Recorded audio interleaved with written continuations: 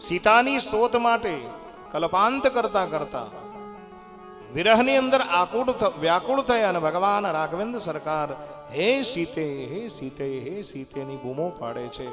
અને એવા ભગવાન રામનું દર્શન ભગવાન શિવને થયું. હું ઘણી વાર એમ કહું કે તમે જે મનની અંદર વિચાર કરો ને એ વિચાર એકના એક દિન સાકાર થતો હોય છે. પછી તમારો જેવો વિચાર આપણા મનની અંદર જે વિચાર આવે એ એક વખત સાકાર થાય છે. અને એટલા માટે કથાની અંદર હું કહું કે જ્યારે જ્યારે વિચારવાનું થાય ને ત્યારે સારું વિચારતા શીખો. કેમ કે તમારા મનની અંદર જે વિચાર ઘૂમ્યો એ એક વખત સાકાર થશે. પછી જો બોરો વિચાર હશે તો બોરો વિચાર સાકાર થશે, સારો વિચાર હશે તો સારું સાકાર થશે.